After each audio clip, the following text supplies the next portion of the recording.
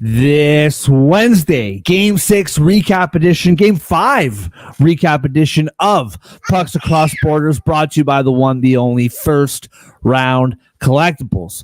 Right now with our promo code Sports Addict, get 10% off whatever sports card you want in the entire First Round Collectibles store. They have an ongoing sale up to 50% off tons of cards. And with our promo code Sports Addict, not only do you get 10% off of regular priced items, but sales items as well. Do the math. 20 becomes 30, 30, 40, 40, 50, 50, 60. You get the picture. Go to firstroundcollectibles.com today. Get 10% off regular priced and sales priced items. Hockey, football, basketball, baseball, wrestling, boxing, whatever you want, they got it. Go to firstroundcollectibles.com today. Use promo code SportsAddict for 10% off every card in the First Round Collectibles store. That's the number one, STRoundcollectibles.com. First Round Collectibles, sports cards for sports fans. Yeah. Let's go. We just gotta go hard. I go the hardest. I bring the pain. Not what you used to. It's all part of the game. Yeah, I just gotta go hard. I just gotta go hard. Go hard. Go hard. Yeah. Oh yeah, the beat's back. Adrenaline pumping through my veins. Can't relax. Original. I am not the same as these cats. I sing them in And welcome to Pucks Across Borders on a Wednesday morning. Good to be here, John. We live to see another day. Right when we were ramping up for the summer, basketball was just about over. Hockey was just about over. The U.S. Open was on the weekend. The British Open is in a couple weeks. Baseball is ramping up. We were just about ready to shut it down, but the Edmonton Oilers say not so fast. They win 2 in a row after their 5-3 victory last night, and we get hockey for at least, 3 more days? We got to wait today, tomorrow. Game 6 is on Friday night back in Edmonton. We will be doing a show on Friday to break all of that down. But we wanted to come on today and talk a little bit about what we saw last night. Before we do, as always, John, our boy Andre is having a much-deserved break. He'll be back with us possibly for Game 6, but definitely for Game 7 if it gets that far. But for right now, bro, it's me and you. You read his work on the NFL, Gridiron Heroics. John, how we feeling on a Wednesday, bro? Mark, I'm not going to lie. Last weekend when we were facing Game 4, I was starting to get pretty checked out of hockey. I was getting ready for the summer. I was really entering summer mode in Father's Day weekend, and I did watch Game 4, but I wasn't, invested in it. Sure. And I think yesterday I was, slowly starting to gain my interest back in this series. And I think after last night's win, I'm about fully invested again. So now I'm kind of excited for this to happen. And we got to keep the ice cold despite this heat stroke coming to America and Canada in this week. I noticed it, and they were talking a lot about it on the broadcast, specifically early on. The ice last night was awful, apparently, which hasn't really been a problem. What's that? Sorry? Probably too hot down there. Yeah, and I mean, reports have been that over the last couple games in Florida, the ice was really good and the building was freezing cold. It was really cold in there, but the ice last night looked awful. Yeah, dude, I'm right there with you. I don't know if it was I was checked out, but I was apathetic for sure. I don't care who wins this series. I just want a good series, man. I want some drama. the NBA playoffs, we've like referenced it a lot on this show, especially with the Eastern Conference, has just been like not dramatic at all.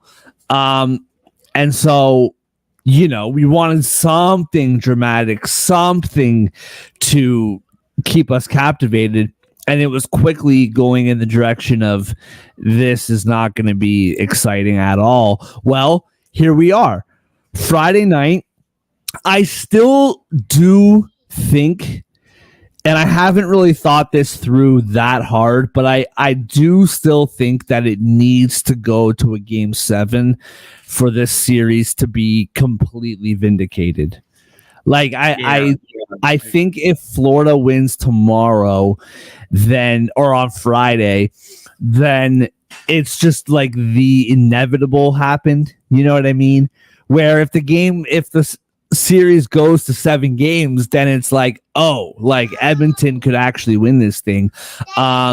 And we're going to talk about predictions and all that, what we think later on in the week. But let's dive into that game last night, man.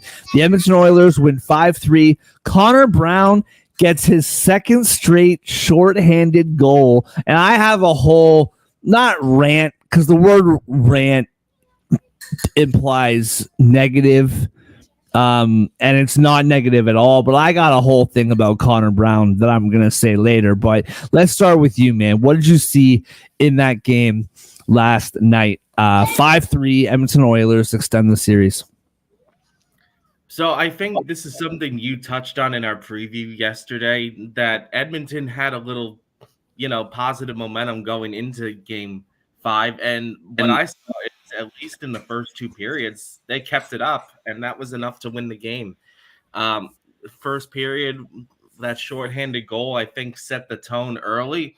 It was the only goal in the first period, and I think the fact it went Edmonton's way rather than Florida's, because Florida was on the power play when it happened, I think it said a lot, and it gave Edmonton the confidence needed to keep going.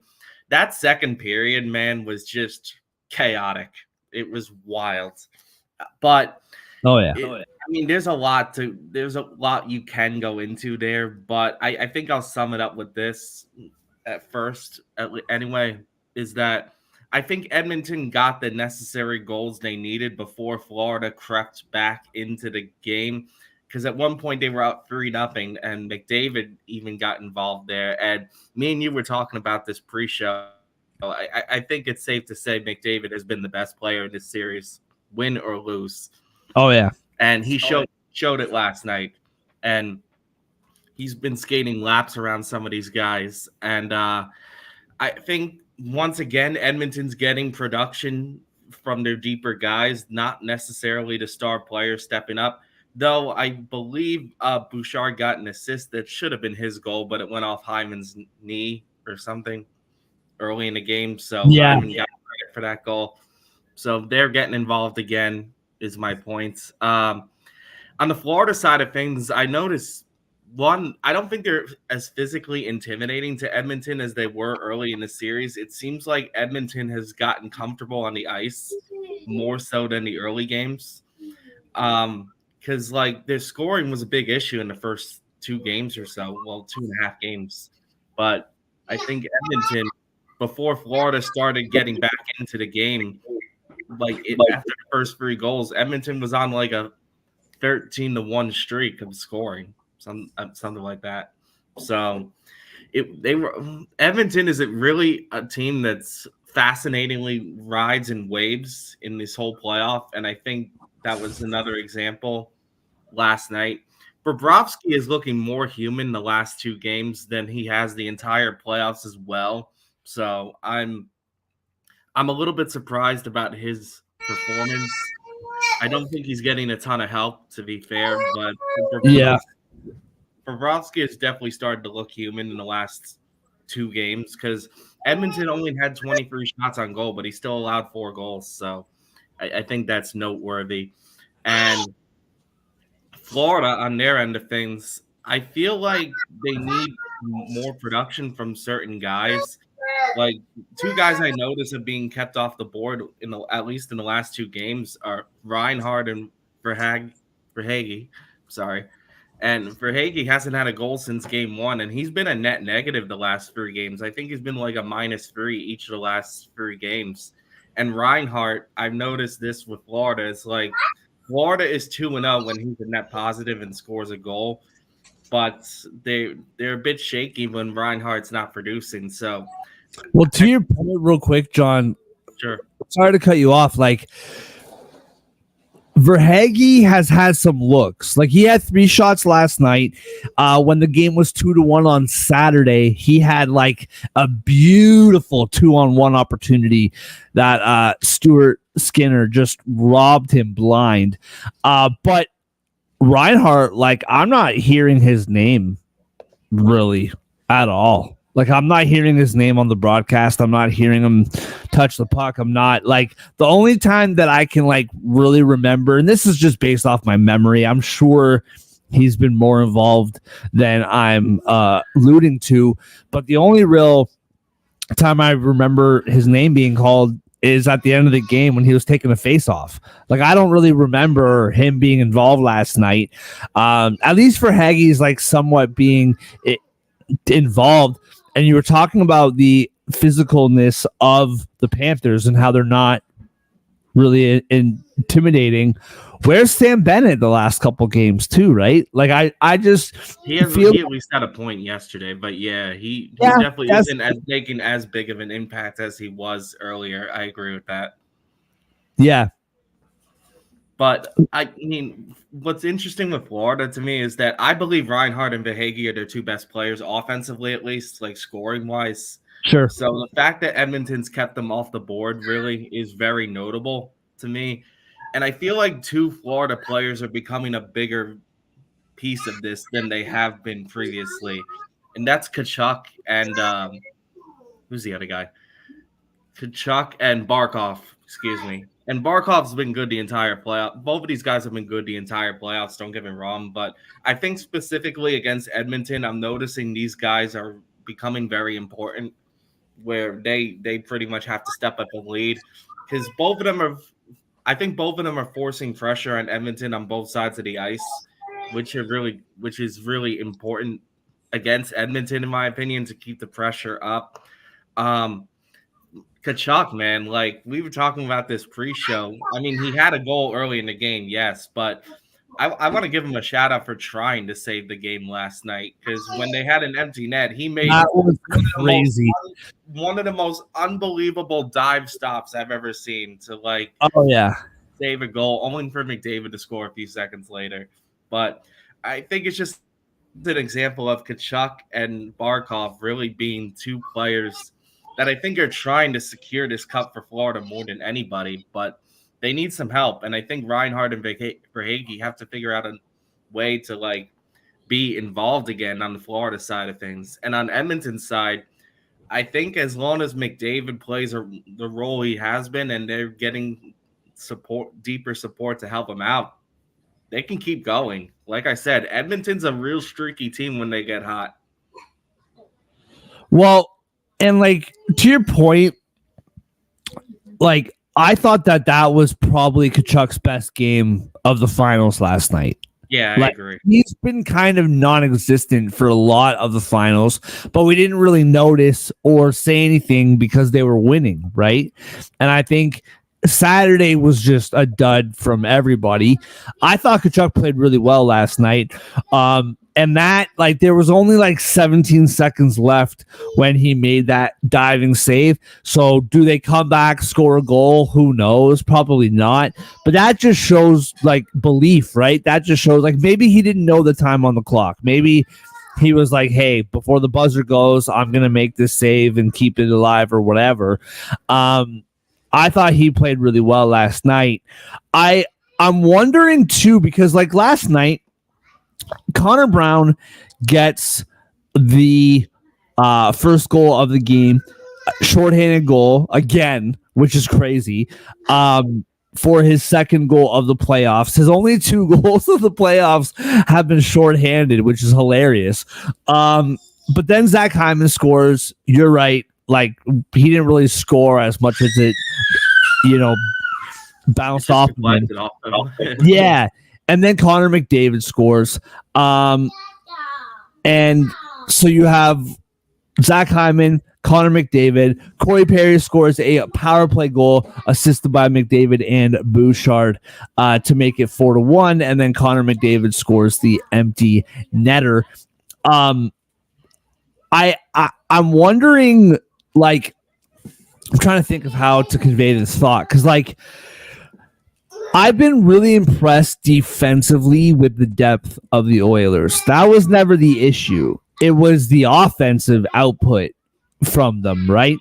And even though Zach Hyman, Connor McDavid scored last night, yes, Corey Perry scored, and that's like depth, but it was on the power play, right? So that's kind of what we've talked about, where the power play of the Oilers has to be their depth scoring.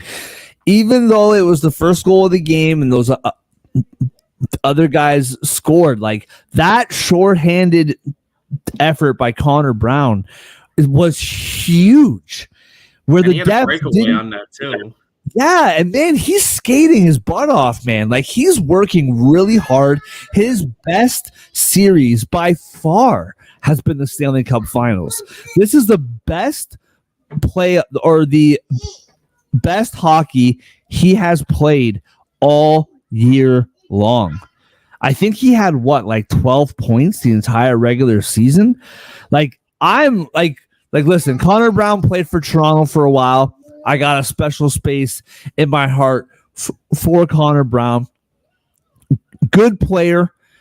He is by far playing his best hockey right now. And I'm really happy for the guy, man. Like really, really happy for the guy. Him scoring 4 goals in the entire regular season. I don't think he got his first one until the calendar turned to 2024. I don't think. I could be wrong about that. But like this is the small little things that the Oilers need, right? They don't need their third and fourth lines to be like to match the scoring of McDavid and Hyman and Draisaitl. They just need that little bit extra, and McDavid and the boys will take it from there. And that's what they've been getting the last 2 games. Now, mind you, Saturday feels like a wash kind of because it was 8-1 and everybody was scoring. But last night to me was the classic Oilers game that if they play like that, where McDavid's flying, Hyman gets on the board, they just need that little depth. And if it happens to be shorthanded, which is phenomenal, but they just need that little boost. I thought Stuart Skinner, I think, what did he allowed 3 goals, obviously, but I can't remember. I'm just going to look at. The third goal I thought was a bad one by Edmonton as a whole. Not just Skinner, but I felt like Skinner reacted late to it. But Edmonton did a terrible job clearing the puck there for the third goal. So I think that was just all around bad defensive effort. 100%. I just think like he made 29 saves last night, and if the Oilers offensively, I guess offensively play like they did last night, that's all you need. You can live with that like bad goal, right? You just need him to be good. We've been saying this the whole way along. You don't need Skinner to be Dominik Hasek. You just need him to be good. That's it. And that's what he was last night. I thought he played really well. From the Bob side of things, bro, that goal you referred to, that Connor McDavid goal, like first of all, like for McDavid, like I don't think that even hit Bobrovsky at all. I think that went right through the hole. Like that shot is crazy. You look that back, man, like that shot is nuts. However, I believe Ray Ferraro talked about this on the broadcast. Bobrovsky was like dead straight with the net, like not playing that at all. And it's just those uncharacteristic, right? Like, don't get me wrong, Bobrovsky is an incredible goalie. Probably won't win the Vezina, but he is a candidate. We were talking about him as a surefire Calder Cup or not Calder Cup, sorry, Conn Smythe, he's now plus 550, right? I believe. Yeah, I Yeah. think allowing 9 goals the last 2 games doesn't help his case. Yeah, man. I don't think he's a lock to win the Conn Smythe anymore. Barkov's plus 230 and McDavid's now minus 150. And so you know what's funny about this? Sorry, go ahead, man. You're about to say something. Go ahead. No, I'm like, well, 2 things out of that. One, I really do think McDavid has a case for the Conn Smythe win or lose now, which I never would have thought I'd have that opinion 2 games ago. But I think I'm starting to buy into that idea a little more, that he could win the Conn Smythe even if the Oilers lose, if he keeps playing like this. The second thing is, I'm starting to get a Rangers vibe from the Panthers, so I kind of wish Andre was here for me to mention this. But what I mean by it is, like, we were talking about in the Eastern Conference Finals how, like, Igor has to be great for the Rangers to win. I'm starting to believe Bob has to be great for the Panthers to win. Yeah. Like, I don't think they can get away with Bob playing an average game like the Oilers can with Skinner. You know what I mean? Yeah. Well, and that's what we were talking about yesterday, right? Is that like if you look at it, like, take away 3-0 for a sec and just look at it like, I don't know, big picture. Game 1, the Oilers were better. Game 2, the Panthers were better. Game 3, the Oilers and the Panthers were basically right there, except the Oilers' heads fell off their body for 6 minutes. Oilers' score was worse in Game 3, though. I would say the Panthers were better in that game. Yeah, but those 6 minutes, man, like they that were so game, bad. I can't say they were better. Though that game was right there for the taking until those 6 minutes. Like, those 6 minutes were huge. And then Game 4 and then Game 5, like, it didn't feel like 3-0, and now we look back and we're like, man, like, the Oilers have been right there the whole time. I just think 3-0 kind of blinded us a little bit to that, right? To your point about Connor McDavid, that's where I was going to go. You remember in the Stanley Cup preview, I was talking about how the odds were plus 190 for McDavid to win, which means that they thought that he could win the Conn Smythe regardless of if they win or lost. That's what that plus 190 was telling us, and it's turning out to be true, because now it's minus 150. Yeah, now it's minus 150, and they're still down 3-2 in the series. We talked about this yesterday too. Now things are back to normal. Things are back to normal now. We talked about this crazy playoff math. It's Game 6 on Friday. Game 6 hasn't been played yet, which means 5 games have been played, which means somebody had to be up 3-2. Somebody had to be down 3-2. And it happens to be the Panthers up. It happens to be the Oilers down. Friday night in Edmonton is going to be a gong show. Like, it is going to be crazy out there. And I know we're going to do full breakdown, full predictions, all that kind of stuff. But I just got this feeling now, man. I got this feeling that they're going to come back and it's going to be a Game 7. I talked about this yesterday. I don't care who wins or who loses. I'm watching this as a fan of the game. But who doesn't want a Game 7 in the Stanley Cup Finals? You know? To jump off that for a second, last night I couldn't help but look back at Stanley Cup final history here. I didn't realize Edmonton was only the 4th team to even force a Game 6 down 3-0. Yeah. And I knew 2 of them off the top of my head, but I had to look back for the third one a little bit. So just for the folks back home listening here, little Stanley Cup final history. We talked about before how the Maple Leafs are the only team ever to come back from 3-0 back in 1942 in the final. But the other 2 teams are kind of an interesting story as well, because all 3 had different results. The Leafs came back In 1945, the Red Wings found themselves down 3-0, and they forced a game 7 against the Toronto Maple Leafs. Oh, But in that series, the Red Wings couldn't complete the comeback. Toronto won in game 7.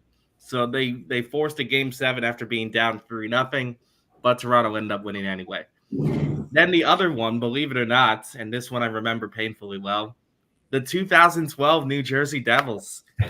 Down 3-0, forced to game 6, and unfortunately we got the doors blown off of us in that game 6. So hopefully this year doesn't end like that for Edmonton. But I guess my point is there's no historic trend to really go off of now. It's kind of a crapshoot. I'm trying to find when was the last game 7 in a Stanley Cup Finals. That's a good 2019, I'm gonna say. Because I remember the Blues Oh, yeah. went to game 7. Yeah, Boston and I'm like St. Louis. I don't think there's been enough. Habs Lightning didn't go 7 games, right? Because that's the No, you're right. I think of. Yeah, you're right. But even still, dude, like It's been 5 years. well, like Vegas 1-5, Avalanche 1-6, Lightning 1-5, Lightning 1-6, the Blues 1-7. With the new head coach of the Toronto Maple Leafs behind the bench. Capitals win in 5. Pittsburgh wins in 6. Pittsburgh wins in 6. Chicago in 6. So, dude, yeah, 6. So the 2011 pretty handily in there too. 2011 Boston versus Vancouver. That game went to 7. I remember that series very well. The Riot game. Since that year, there's only been 2 game 7s, 2011, 2019. Before that, there was a 7th game in 2009, 2006, 2004, 2003, 2001. We had game 7s quite a bit, but since 2011, there's only been 2 game 7s. So I'm rooting for it. I would love to see it. Don't care who wins, but I think it would just be really fun to have a game 7, and especially with this fashion, right? You would love to see the game 7 in Canada just because of the drama of it all. But Edmonton, Friday night, it's going to be like a lot of fun. I can't wait. It's going to be a great game. And, well, let's just hope it's a great game. If the Panthers win, I hope it's a close game. If the Oilers win, I'm okay with a blowout because at least we get a game 7. All right, before we wrap up the show, no best bets today, although Cole Reagans is pitching against the Oakland Athletics tonight, so you might want to look at his strikeout prop.